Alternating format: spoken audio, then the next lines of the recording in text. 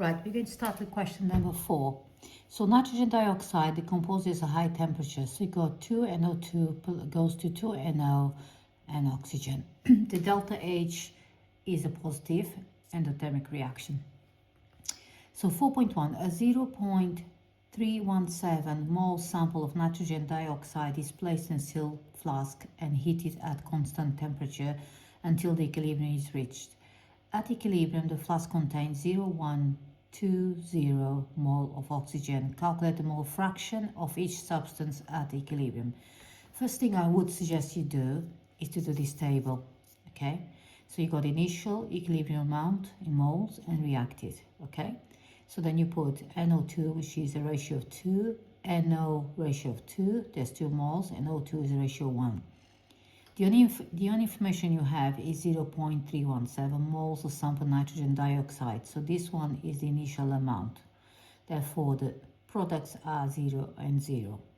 And then it says at equilibrium, the flask contains 0.12 moles of oxygen. So you know at equilibrium, the oxygen is 0.12 moles. So now what you do, you add them together, it gives you 0.12.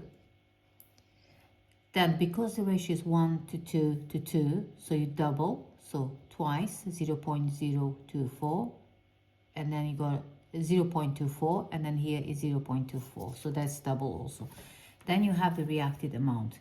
Then you can, that's done, then you got that plus that will give you that, or that plus that gives you that. And then what you do, you take 0.24 away from 0.317, so 0.317 minus 0.24, which reacted gives you 0.077 at equilibrium. So you have got all the amount of equilibrium now. Next thing you do, you add the total number of moles at equilibrium. So just add them together, so you got the total moles of equilibrium.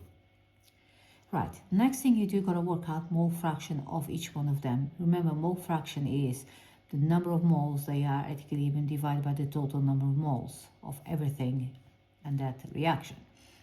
So if you take 0.077 divided by 0.437 for and nitrogen dioxide, you end up with a mole fraction up to 0.176 moles.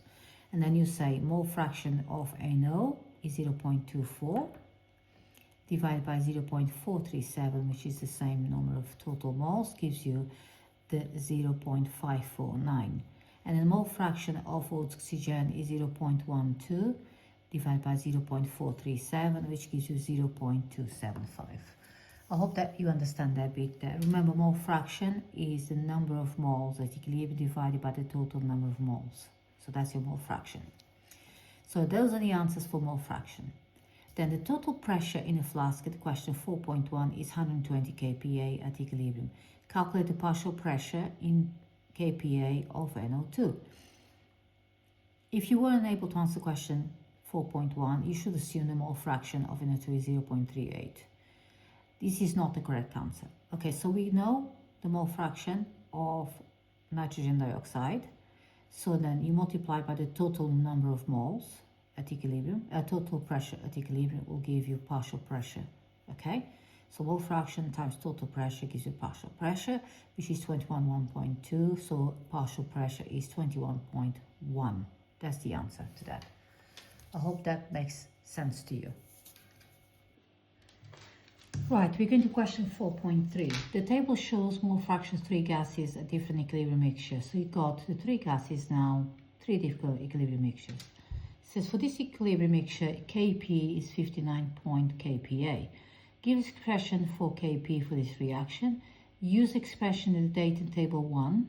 Calculate the total pressure in kPa in a flask. So you start by putting your equilibrium expression, which is products divided by reactants. So that's partial pressure of that times partial pressure of that times divided by partial pressure of that. So then you, because you know the partial pressure is mole fraction of each individual molecule. So there'll be mole fraction of NO times total pressure times mole fraction of of O2 times total pressure divided by mole fraction of NO2 times total pressure. because that's squared and that's a squared, we put square there and square there. Okay, and then what you do is that if you square everything, you actually can eliminate those p's in here, total. So leave you just one p there. Then you know the Kp is 59.7. And you know that mole fraction of NO is 0.460 because it's here. Then you square that. And then you got the mole fraction of oxygen, which is 0.230, okay, divided by the mole fraction of NO2, which is 0.310 times P squared. And then you take 59.7 times this value here, because that's cancelled, remember, all right? So that multiplied by that will give you that multiplied by that, 0.460 squared times 0.230 times P. Then if you multiply that equals to that times that, then it becomes a fraction, which is the total of that is this, divided by this, which gives you P. So the P, which is the partial pressure is, because it says the total pressure KPA in the flask. So the total pressure is the P, which is 117.88, and the answer is 117.9, because I just rounded that to a 9. So it'll be KPA because that's the pressure value we're using. I hope that was understandable. Thank you. Question 4.4. The equilibrium mixture in question 4.3 is compressed into a smaller volume. Deduce the effect, if any, of this change of the equilibrium yield of oxygen and on the value of Kp. So if you look at equilibrium 4.3 again, okay, you can see that you got 2 moles of nitrogen dioxide. It goes to 2 moles plus 1 mole mixture. So the reaction goes from 2 moles to 3 moles. Now, if you decrease, if you decrease the pressure, so if you increase the pressure, okay, so if you decrease the volume of the thing, you're increasing pressure. So you increase the pressure, the equilibrium will shift to the side of smaller number of moles. So it goes from 3 moles to 2 moles, which is 3 moles to 2 moles. So it goes towards the left-hand side, towards the reactants, okay? So therefore, the effect on the yield will decrease because you're going to have less oxygen here. So it's going to go towards that way. Effect of Kp, there's no change because the only thing is effect Kp is temperature. 4.5, the equilibrium mixture question 4.3 is allowed to reach equilibrium at a lower temperature. Explain why the equilibrium yield of oxygen decreases. Remember, this reaction is endothermic, okay? So if you increase temperature, it goes this way. If you decrease temperature, it goes this way, okay?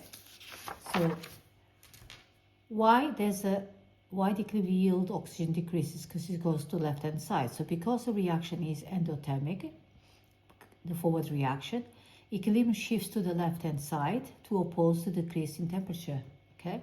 Therefore, the yield of oxygen will decrease.